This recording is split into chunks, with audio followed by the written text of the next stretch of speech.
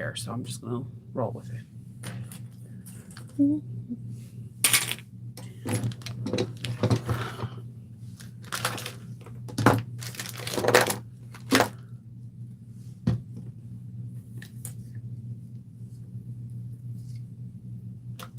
Need to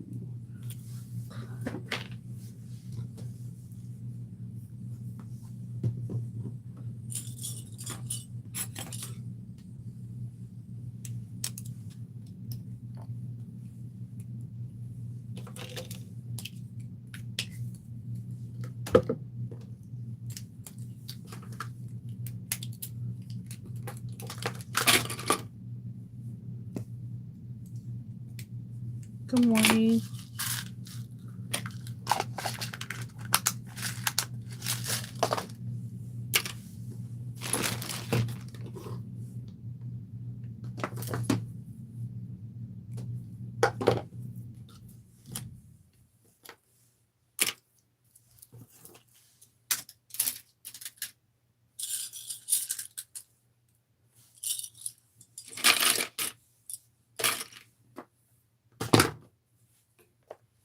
Good morning. Hello.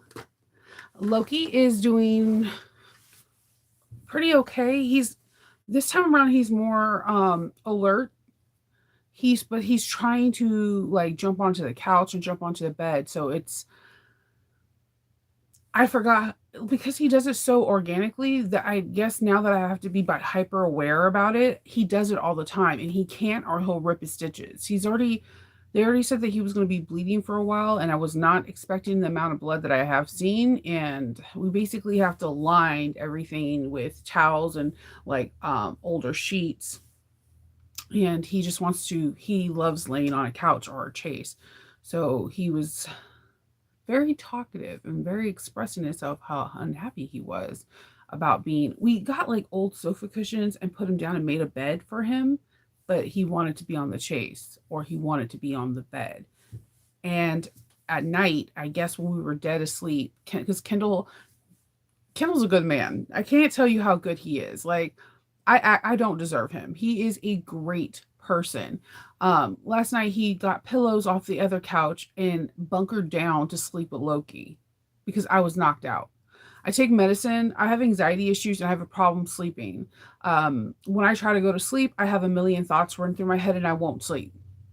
Like last night, I was literally thinking about the narcissist pattern and what I need to do to modify it. And I was cutting it in my head and putting the pattern pieces and how I'm going to modify it in my head. And my husband, Kendall, kept asking me, "What are you thinking about?" Because I'll just daze off when I'm hyper focused about something and whatever. So I guess I fell asleep with a book, pen, paper, and tablet in my face. He took all that off. He brought pillows down to sleep with Loki. So when he got into his deep RMs, Loki jumped onto the mattress to sleep. The bed, our bed is tall. It's like it's one box springs and two mattresses. No, sorry, two box springs and one huge pillow top mattress. I'm 5'9", and but when I lean against the bed, it goes like right under my rib cage. It's a tall bed. Everybody that gets on it, except Kendall, kind of has to hop on it. Um, he got on it. We have a new comforter that's white. He bled on it. And I'm not mad at him because we didn't hear him. We don't have any babies anymore, so we don't listen to like the little movements that we possibly should. So the bleeding I'm not used to. I'm wrapping him up. I'm doing the t-shirt trick that some of you guys messaged me about. And the t-shirt thing is actually really cool because if he lays on the ground, his wound is not exposed to any dirt or anything. But I'm tired. I want to sew so bad today, but I know that I'm not going to be able to. Even though I have my three kids here, they're in their own three kids world. Social media, games, playing outside, and it's spring breaks. They need to do that. So my plan is to have them down in the main level where the living room, dining room, guest bathroom is, and I'm going to use my table to cut out materials and draft pieces and to edge paint pieces ahead of time. That is my plan.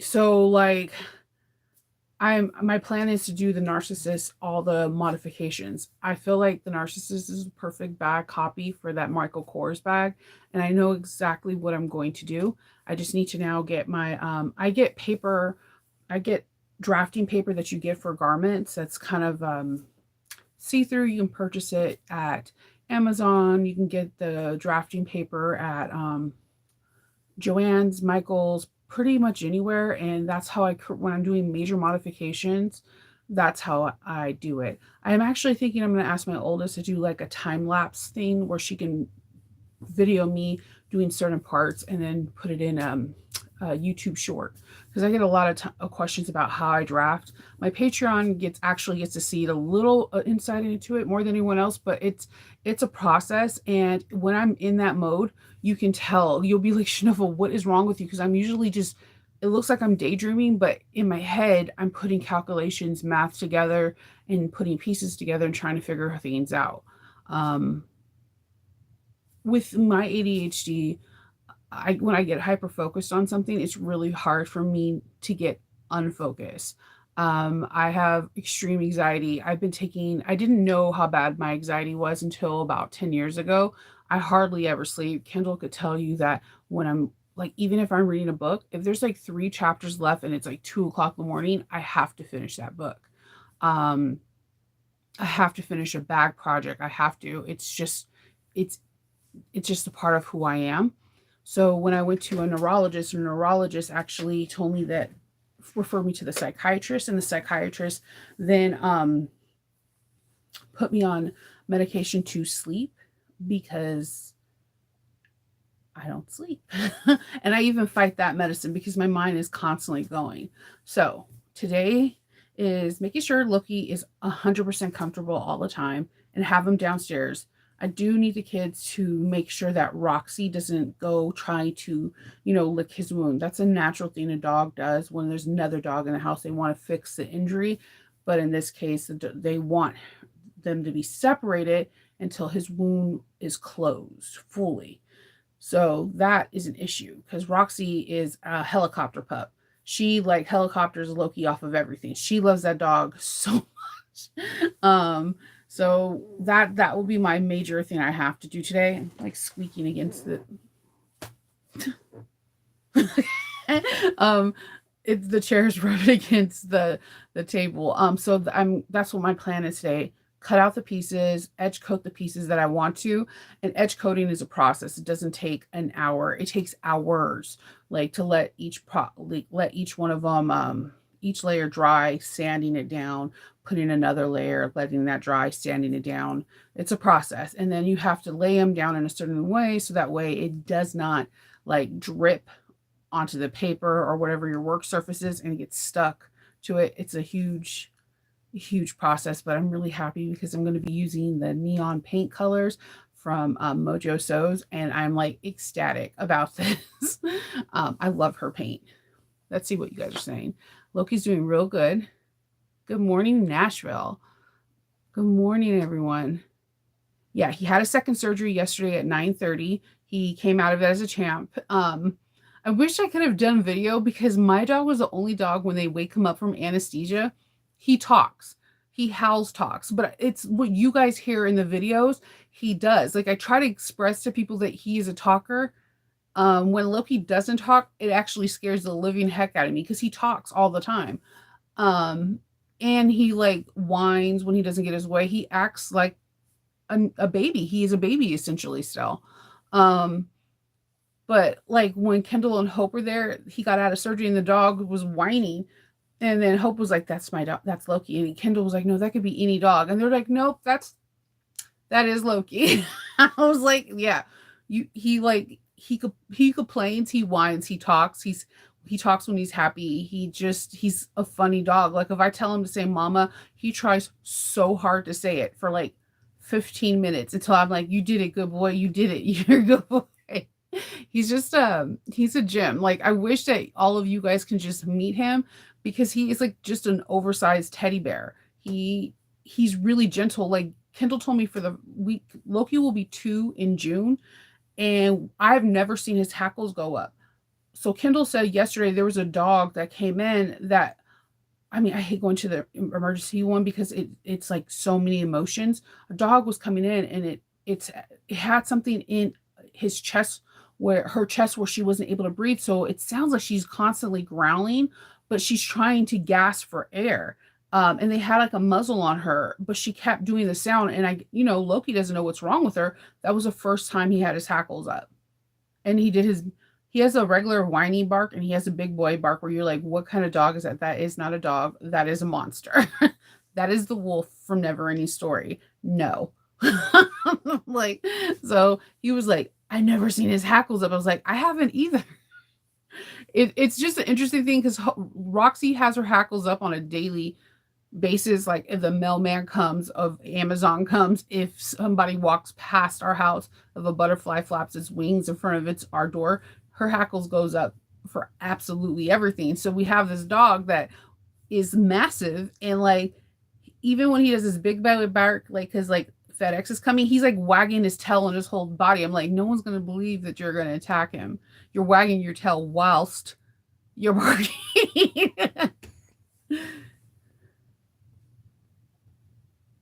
Oh, thank you, Dalva. I appreciate you. You're like really, you really, really are there for me, and I really appreciate you.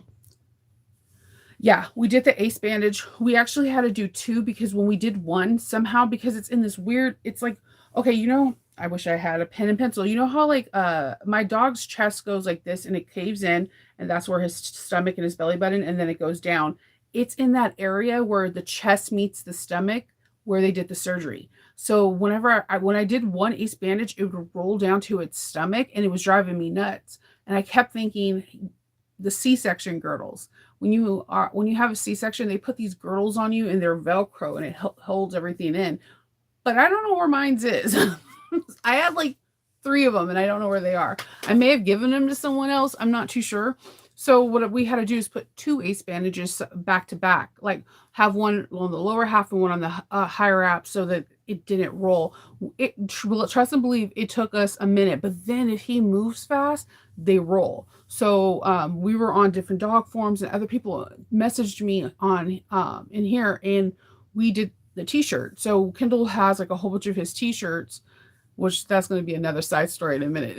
T-shirts, and he's like kind of doing that tie on the front, the back on his back, so that way it stays snug on him. And if it does bleed, it's fine. It's on the t-shirt, and his stomach's not exposed to anything he does on the ground. Bad loophole for the t-shirt. My dog pees super weird. I know this conversation is going straight to the left, and you're like, what the hell? No. But I can't explain it. Somehow, some way, he can pee all over himself, and you're just like, I was watching you outside. All your paws are full of pee, like your whole bandage now. It's like he's just he's a weird dog. He's like if I could put a camera on him so you guys could see a day in a life, you'll be like, yeah, he does some weird stuff. Like we have a border collie next door, and Loki doesn't like him. So what he does, and we have another dog on the other side too, and he doesn't do this. He pees like with his leg up all across that side of the fence. Only on that one, not the dog on the other side or the dog in the front of us where we have our fenced off. He only on the side with the border collie, and he literally hops on all three legs whilst he's peeing to mark that whole territory every single day. Like, and no one believes me until he sees it. It's hard for me. Like, it was hard for him yesterday because he's only supposed to be outside 3 times a day for 10 minutes. He's a sun puppy, and he has this weird relationship with this owl that lives in the tree right above us. And the fact that he couldn't do the things that he usually does, he was super frustrated, and he was very vocal about it. I know that's what Lynette Faith's to go to cleaning product is hydrogen peroxide. She's seen it on some TikTok, and if there's a stain in the carpet, mattress, bed, whatever, she's like, I got the peroxide. I'm like, okay. So I'm letting her deal with the stain. She's like, that's a weird thing that she likes to take care of. It's not weird. It's like, how everybody has a thing. Like, I don't like other people cleaning bathrooms. Like, I feel like no one cleans a bathroom better than me. So I personally want to clean the bathroom. But Kendall feels that way about the kitchen. Like he thinks no one cleans it better than him, which I think Faith cleans it better than all of us. Like Faith cleans it like, oh my God, this is a brand new house and they're showing it. There's like nothing. When she's in that mode of cleaning, you can't stop her.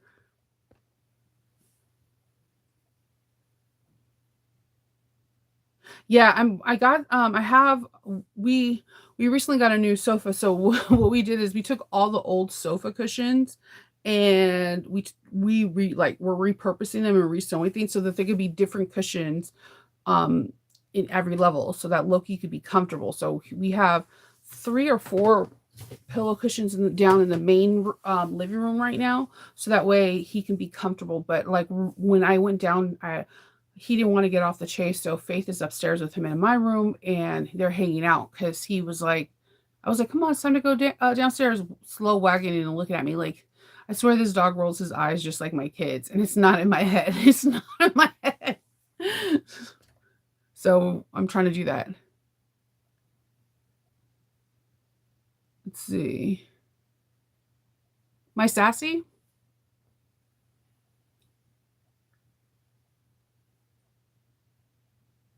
Ooh, okay, Lynette, thank you. I'm gonna screenshot that and give that to Faith. Yeah, Loki needs his own little camera. I'm not gonna even lie. He's a very interesting puppy. He does like if I was a writer, I'd probably write a book series about him for little kids because he's funny. He's very funny, very vocal, and it's really interesting because his siblings. I got Loki from a friend named Serena.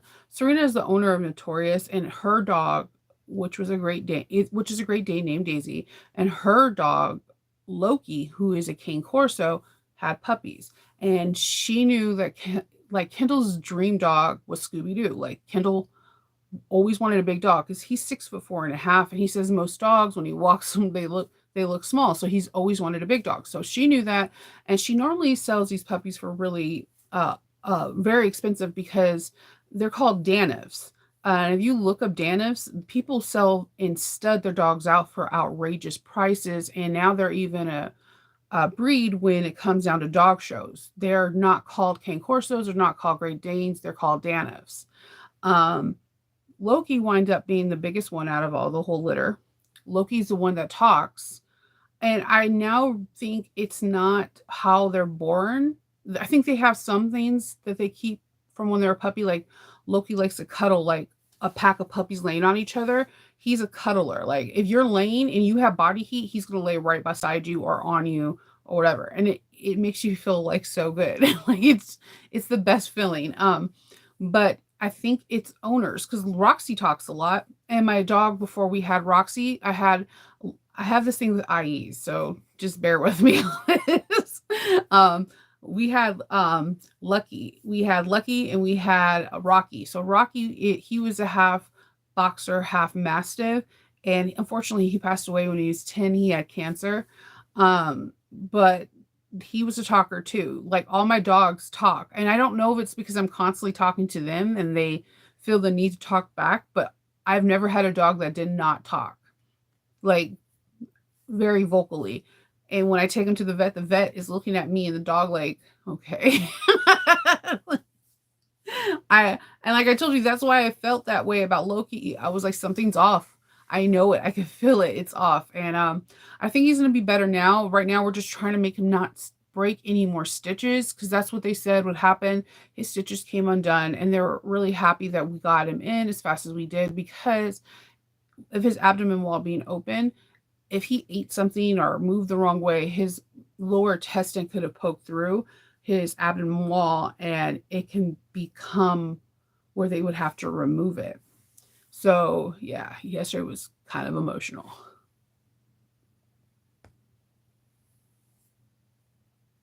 Yeah, but only on that side, Lynette.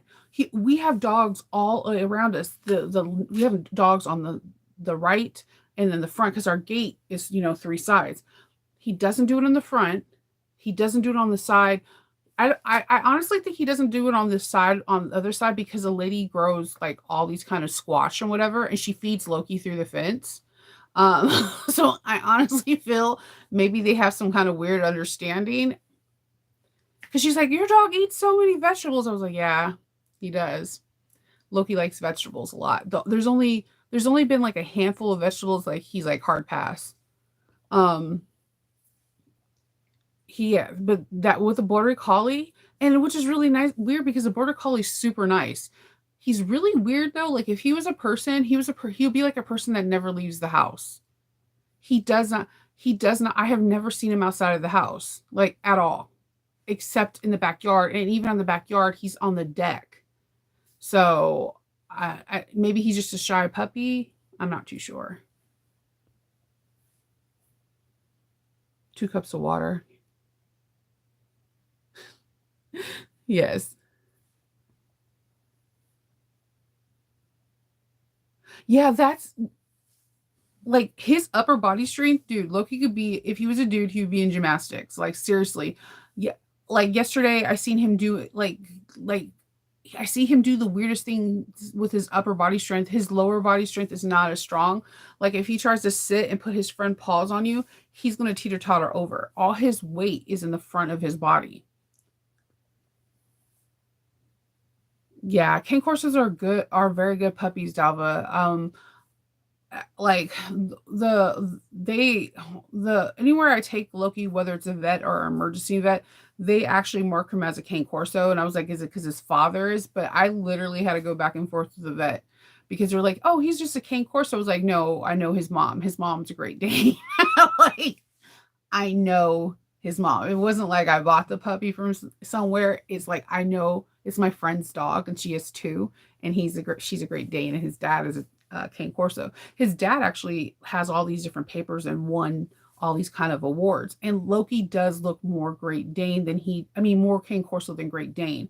It's because of his snout. It's not as long as of a Great Dane, and he does have the same kind of built where they're like really muscular in the chest and arms and even in the legs. Loki's legs are muscular, but it's just not as muscly as the front of them. But his Great Dane side is his torso. It's super skinny. But they said that the vet, both vet, the emergency vet and my vet said that when he hits 2, he's going to start filling out.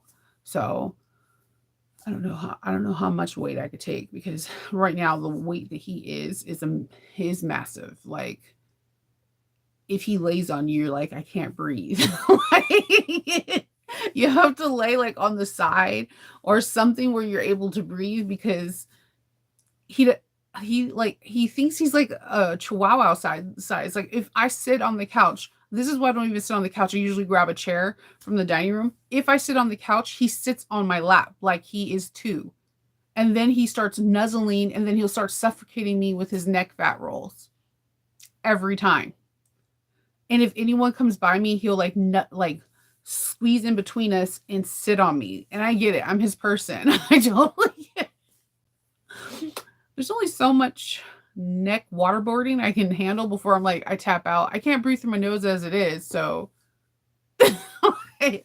he's a funny puppy.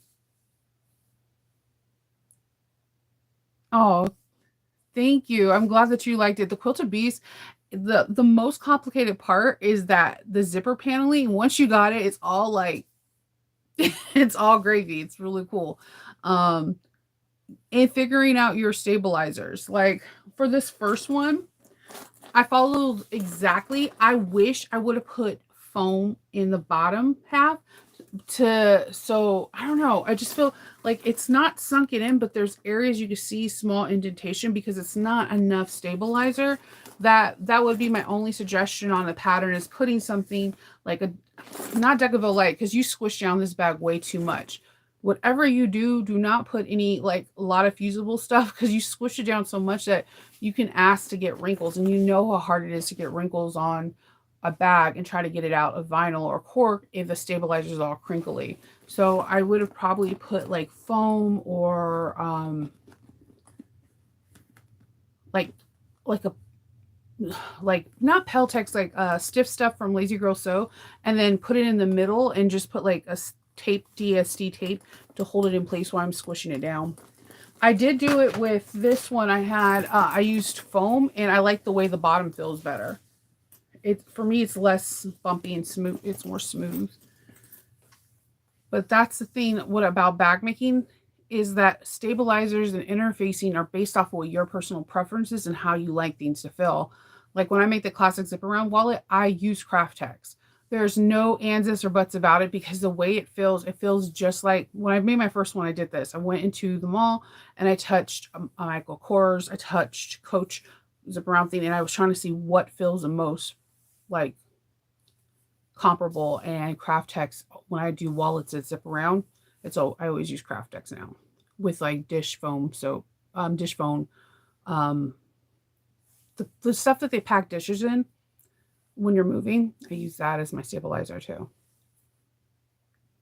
Oh, my dogs are grumpy.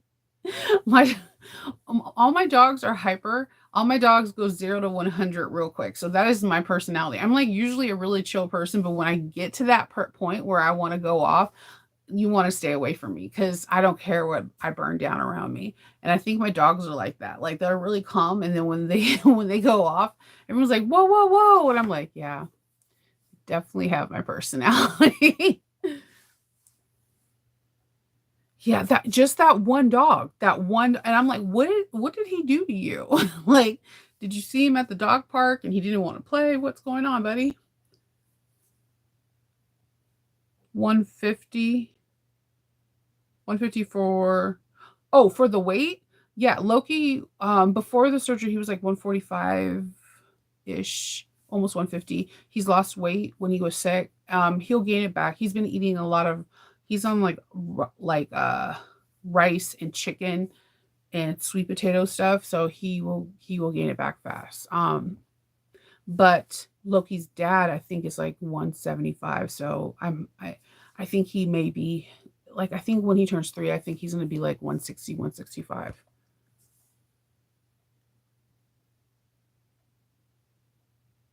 Oh, I'm not even gonna lie to you.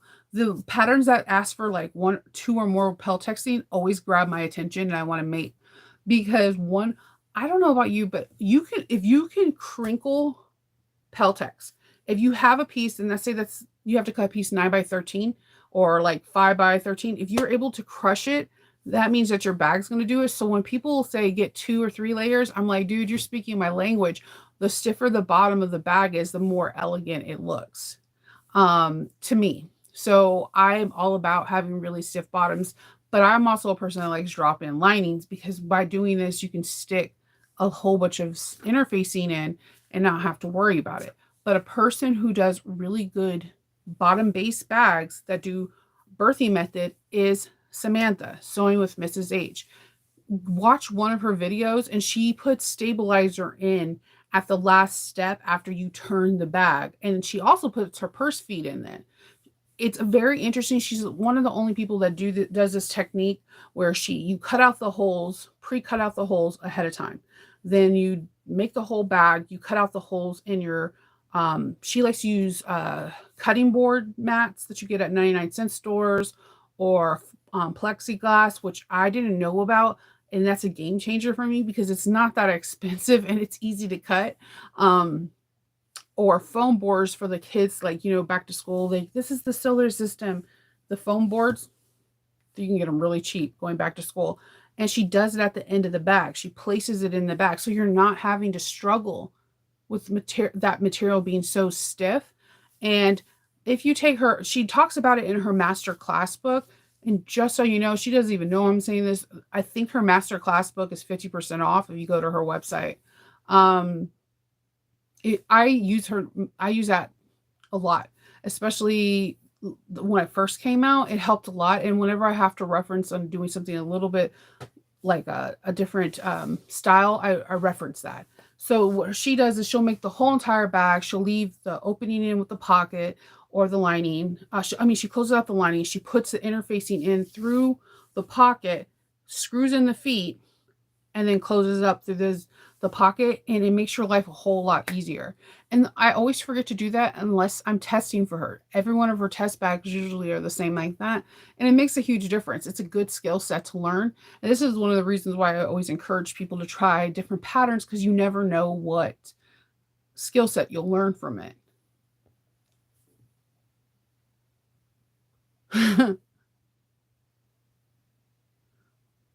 I had drawn out um a Rebel Alliance, and scanned it into my computer, and then I made an SVG file and I put it to my Cameo and I cut it out.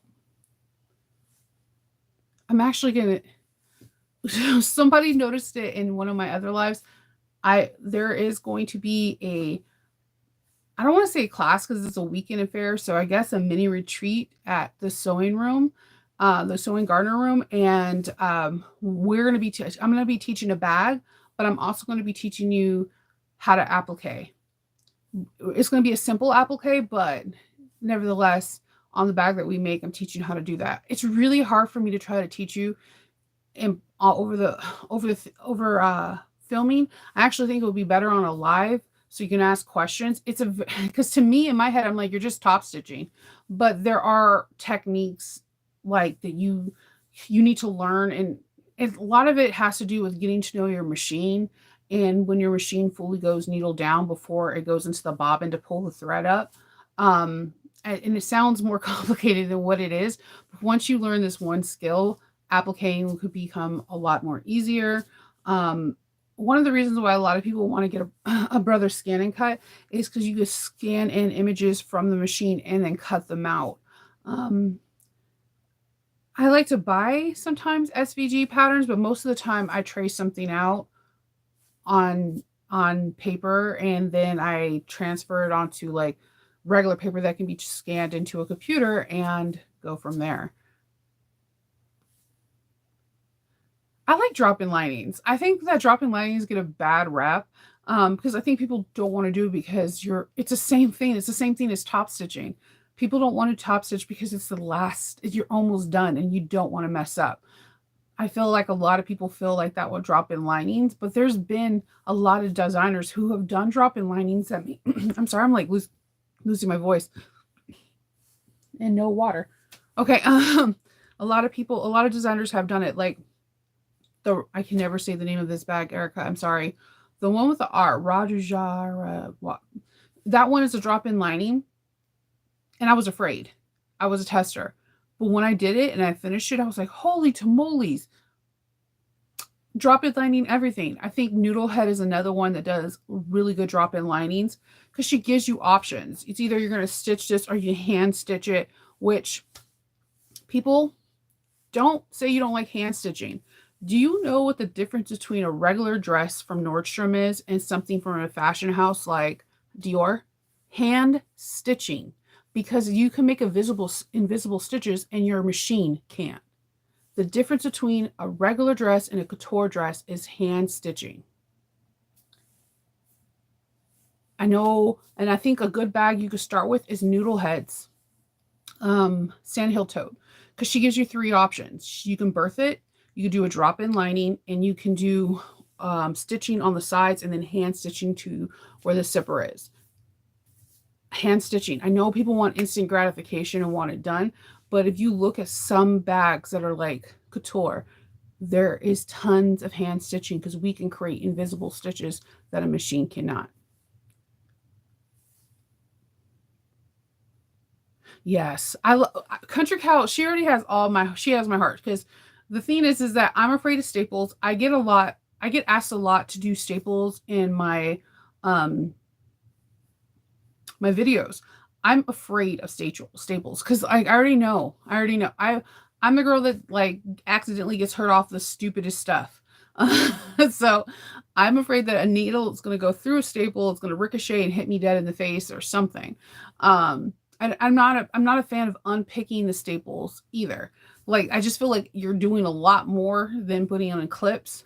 There's a couple people that do a different method. One of my favorite methods is actually Country Cows. I never get to do it in a video because it is time consuming, but it's less time than removing staples. So what she does is she puts all these clips in, and then she gets a dull needle that's really sharp, gets thick thread, and she just does a couple whip stitches around, removes all the clips, and then she sews, and then she could just pull out that doll stitch afterwards. It's a basting stitch that we do in garment making all the time, but she applies it to bags. There's another designer, and I cannot think of their name, And when I think about it, I'll definitely give them the credit because it's not mine. Like she does double-sided tape. So if the seam allowance is 3/8 of an inch, she will put, and it was even a circular bag, she uses 1/4 of an inch seam allowance tape and puts it around the bag and puts it on her gusset, and she sews a 3/8 of an inch, and she's never sewing through the double-sided tape. And I'm like, that is genius. That is genius. You would need the hyper stick though on that. So like it just depends. Everyone has so many different methods and ways, but Country Cow is one of my favorites because I'm not a big fan of staples. I understand how beneficial it can be, especially if you're sewing and you're someone that's used to having clips flying off and whatever. I just not a fan. I'd rather sew a small portion backstitch, readjust my clips, go back underneath the sewing machine than do staples. And because also I have the first time I did staples, I thought I removed all of them and I didn't. I went to bind, I sold the bag, and the person was like, something keeps poking me. I was like, oh, give your bag back to me. We met up, and a staple was sticking out. So I had to remove all the binding, go back in, and I realized that 4 staples were not removed. Remove all of them and rebind it. And that was my fault. Totally not theirs. And they were so understanding. It took me only like a day to give them back the thing because I had something else in my queue. But yeah, I don't do staples because of that.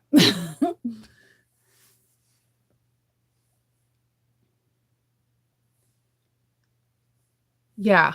I like drop-ins. I do. I kind of there's some patterns coming out that you guys are gonna like that have some drop-ins. Yes, Leslie, her masterclass book. I try to tell everyone, and don't throw away or give away your books. I'm gonna tell you why. I refer back to so many different Vogue books, simplicity books from or and books from other designers all the time that are 10, 20, 30 years old because there's no way that I'm going to remember every technique in my head. I am not a freaking genius of sewing. So I keep all my books as study material, and if I want to change something up or whatever, and like most of the things how I learned how to draft are from Vogue pattern books for garments, and I just apply it to bag making. I rather base than staple too. I have tons of doll needles. I use them for different things throughout the thing, but I rather base just like and call it a day. Yeah, Country Cow's basing is awesome. I love Jo too. She's amazing. I've seen the glue too. The glue is like pretty cool, and I have tons of glue. Like I've have glue everywhere I sit. So I think the glue is a good method too. I've seen some people they put a thin line. They'll clip their circle, okay? Then they'll remove sections of the clip, put glue in between, and clip it back, and then do that all the way around. They leave the clips, they walk away for 10 minutes, they're able to remove all their clips and do a clean sewing. The glue method, you have to have patience. And unfortunately, I am not a person that has tons of patience, but I will have patience if it's a bag that it's the first time I'm making, or if I made some severe modifications and I want it to be perfect. Like patience is a virtue for that. Like today is going to be nothing but patience when I'm cutting out these pattern pieces. I'm hoping that I can cut everything out and edge coat everything out and everything goes well, and then I can sew it tomorrow. That is my hope.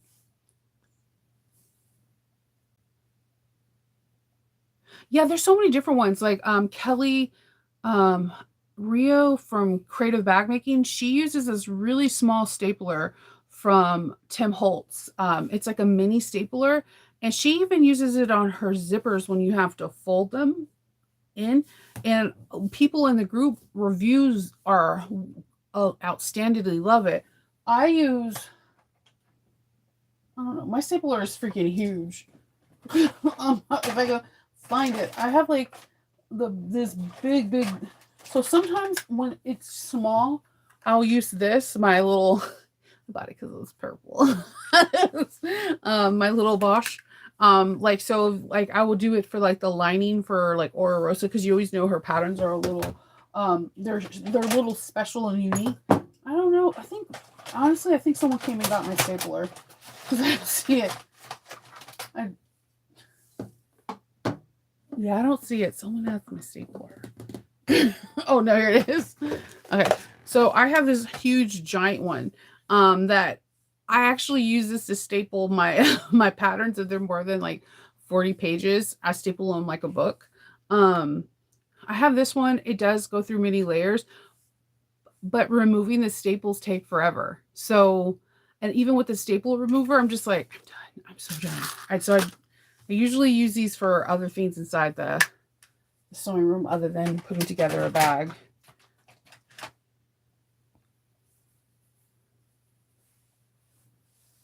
Ooh, got color ones? Hmm.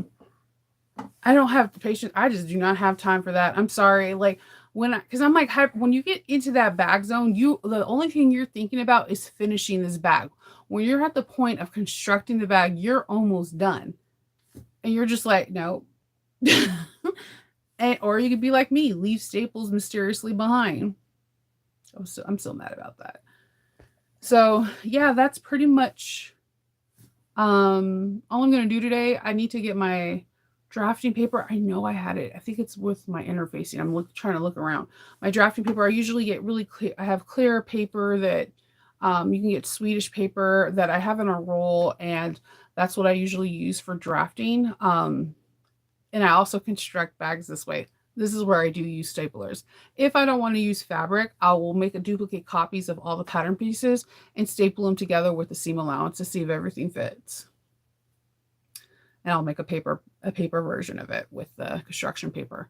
It works out. And then also I can do cool modifications and draw different things. Like if I want to do like a pouch on the outside or something, I can do modifications that way. But yes, my number one tool for modifying stuff is clear paper.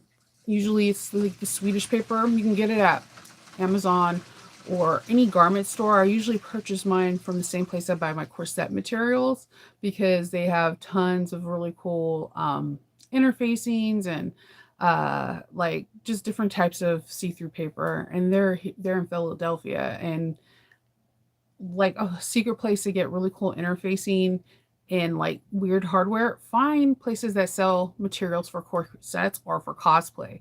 You will find the most coolest hardware in different colors and different things that you have never seen before that are not even a part of here, of our little area, and it will just blow your mind.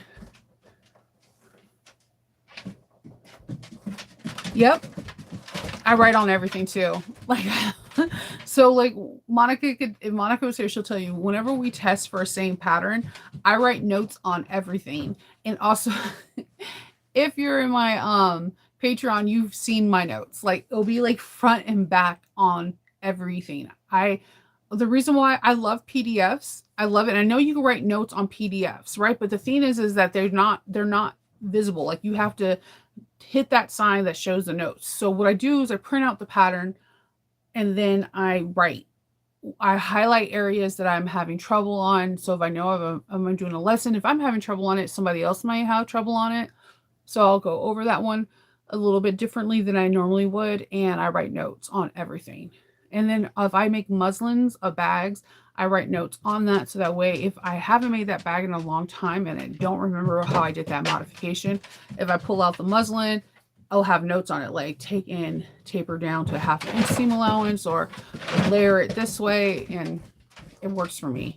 I write notes. Like even on Noodlehead's book, I have tons of see-through papers of modifications of different bags that are in there, and I just fold them up and put them with the pattern. And that's exactly what I do for my Annette and what I'm about to do for the Narcissist. I really think I can make it look like the Michael Kors. There's only one part that I can't, because that bag is very interesting. It looks like it's a regular bag and it's not. The side pieces come out onto the exterior, and if you look at the bottom folds up like an envelope. So it's like an origami thing, but I cannot figure out how to sew it.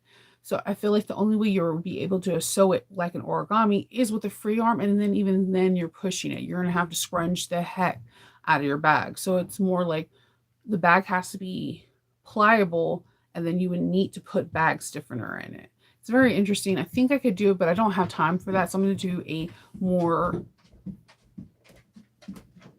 easier way that you can actually sew it up with a modification, whether you have an industrial or semi-industrial or a domestic. Because the way I want to do it is exactly how the pattern is. Because once I seen the bottom of the bag, I was like, oh, it's origami. That's why they have these purse corners, because there is a hole. There is a hole because the way it's folded.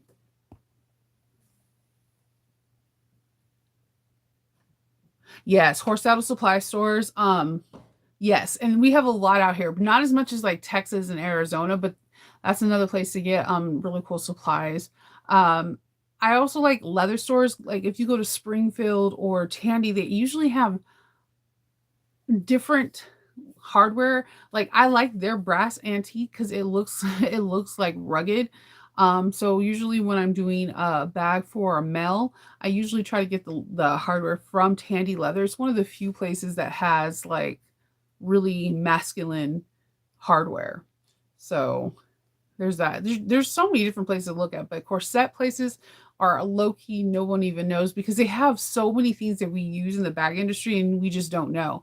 I get most of my twill tape there because everyone's like, "Oh, how do you get your twill tape in different colors?" Corset places because they use the twill tape as stay tape inside the corset, and they usually want it to match the corset. Now, most corsets in the inline is a tan, neutral, or black or white. But then because it's been getting more, people are getting more popular back into making it, and there's so many contests for corsets. They've been making twill tape in a variety of color, and it's fairly inexpensive and it's really strong. That's why I use it for my binding because think about it: if stay tape is what holds up and keeps the shape of a corset from not stretching out, imagine what it does for your bag. It gives it structure and it gives it bones that I feel like cotton doesn't do, nor does waterproof canvas. But that's just my personal opinion. I just look at corsets are made for really petite to really luscious, voluminous women. And if it can stay on them and stay on someone else that's petite with the tightening of the strings that you only can imagine, it's going to be awesome for your bag. So, yeah, like I love twill tape. I have it in like all colors. It's my favorite thing to use.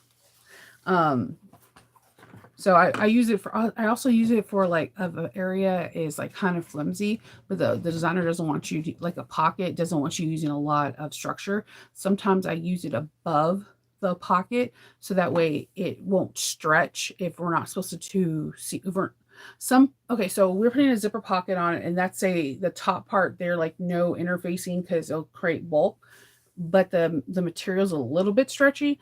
I'll base twill tape on because it doesn't it doesn't it's like a one layer of cotton, if that, and it will keep the fabric from staying and stretching. So I mean I use a lot of weird stuff like I use if I have a zipper that's really wavy, I use Stiff Quick, Stiffity Quick. You saturate it and you like leave it alone for an hour and it becomes super stiff. Because everyone always asks me why my zippers are never wavy. There's a couple of reasons why. Um, I either starch them, iron them, or I use Stiff Quick on them so that way that they're stiff and they don't turn wavy.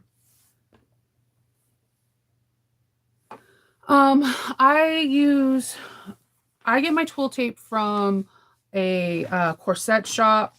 Let me see if I can find it. They're in Philadelphia.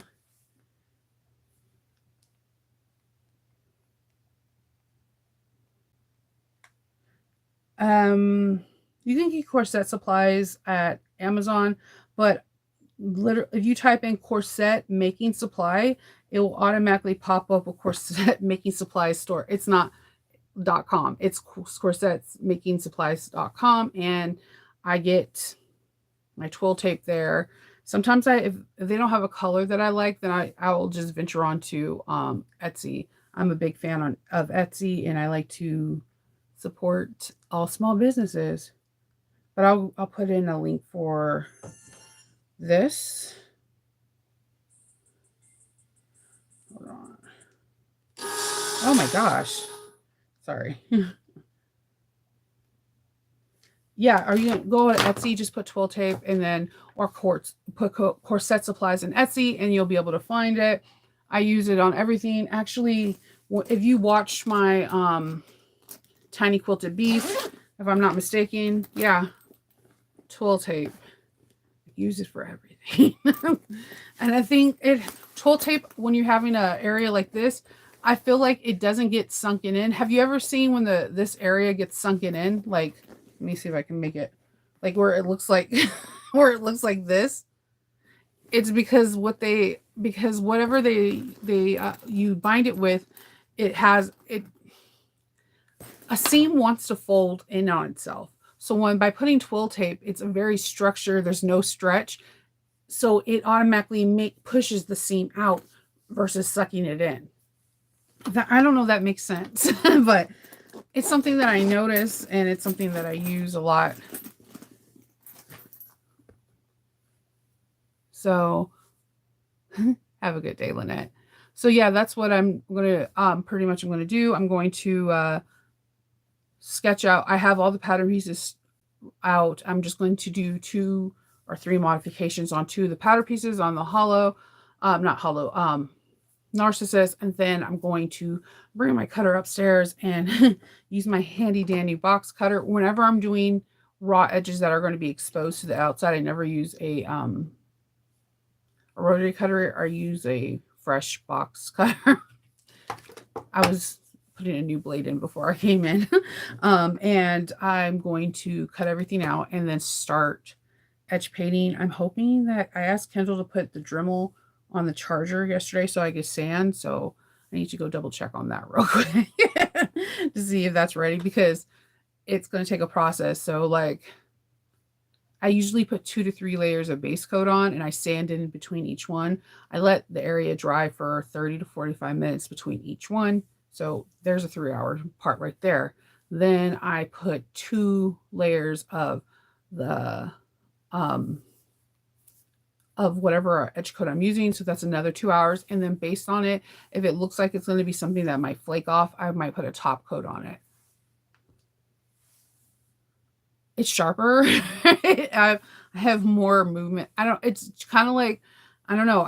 Only use it for exposed areas. Like I use rotary cutter for everything else, but if I know that I'm going to have raw edges on my flap or anywhere else, I use a box cutter because it's a sharper cut.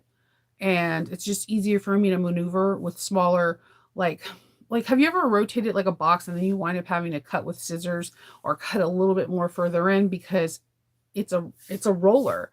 It doesn't have it. You can't do precision cutting. So if I'm doing precision cutting, I prefer a box cutter because I'm only having to work with a point, or I could work with the whole thing. But it's just easier than a roller where I'm like, okay, I have to use my scissors to cut this little edge. So I use these when I'm doing straight cut precision cutting that are going to be exposed from the exterior. So sorry, I guess I was talking a lot yesterday. Yeah, so my flap is going to have raw edges and I'm merging her tab piece into the flap.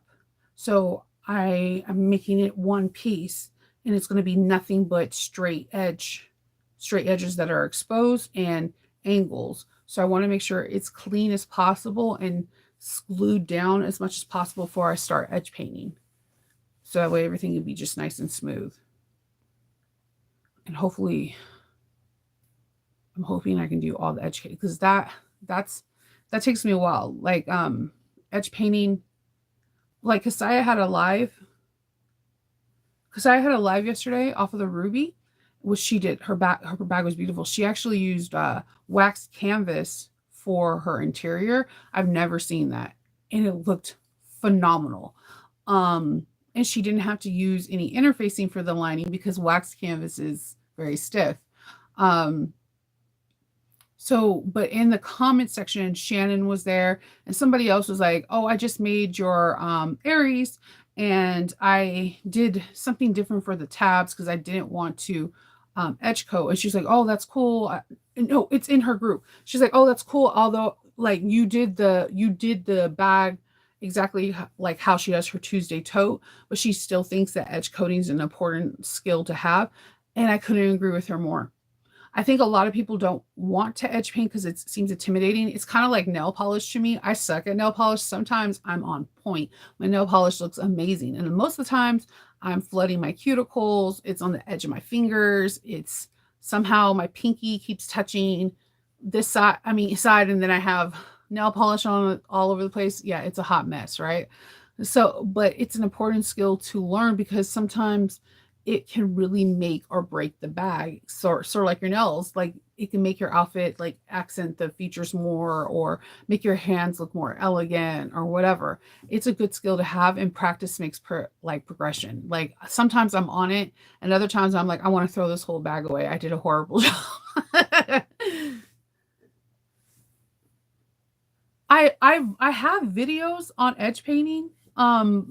They're not of me edge painting. And then there's shorts. If you see the Wednesday bag that I made, you see me sanding in between, and I sand for a long time on that bag. Like the battery died on my Dremel, like the rechargeable one, and usually that sucker stays alive for 72 hours. So it was like nonstop because I wanted a smooth, flat surface.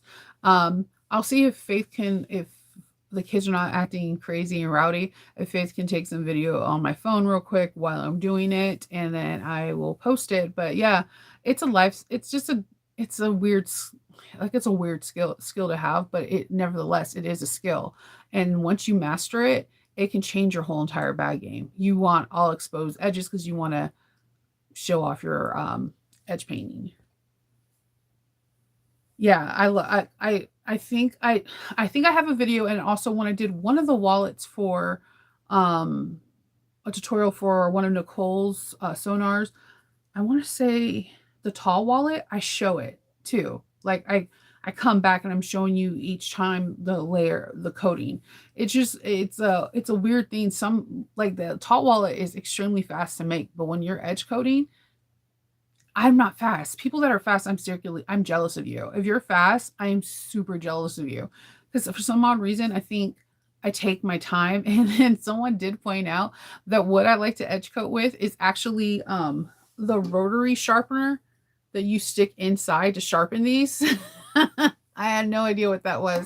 But it's because of its like gritty sandpaper like, it holds edge coat differently, and it like it glides on and smooths. I have no idea why, and I also like to use chopsticks. I don't know why. The rollers never work out for me. I see people doing them and I'm like, what are you doing? I did get a roller one that is like you put the edge paint in the pan, and I'm really hesitant on this because I don't want to waste any edge paint. You put it in the pan and then you roll your material on it. So I might try that today, but I'm gonna be honest with you, I'm a little bit reluctant because I don't like wasting. I don't like wasting. I keep everything, and I'm frugal. Like I'll try it. Like expiration dates on paint mean absolutely nothing to me. I will keep that paint. I will keep it. um, I don't know. Oh, right. Good morning, Deb. Yeah, so weird about edge paint. I'm super weird. I would love, I would maybe one day I'll get to teach a class in person with that because I know I feel like it's better taught in person because you can help somebody and they can ask questions, or maybe I can do it as a live one time because it's it's a long process. It's a process to do. Maybe if I teach it in a class, I would do the first layer and then have them put the second layer and do the Dremel themselves. But it's a long class.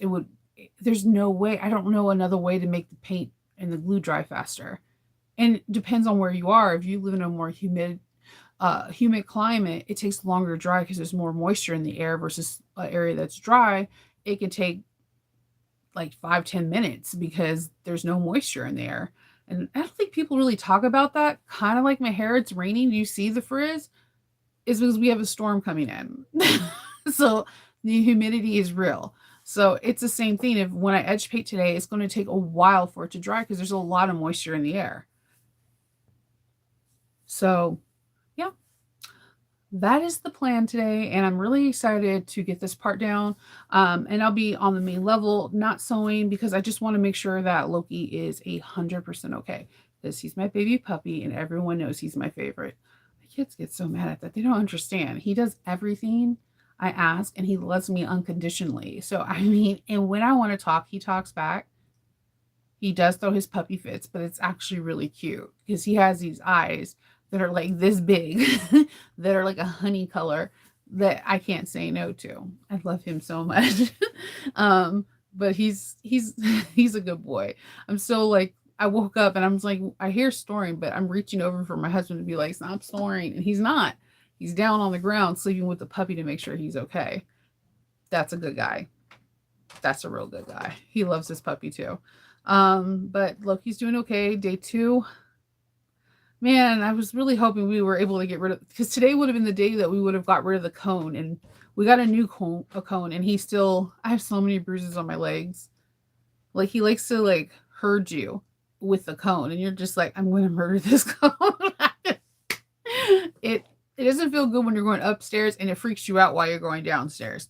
So yeah, I will try to do that. I'm trying to do a video for this because a lot of people have been having issues with their zippers and wanted to give you a different option.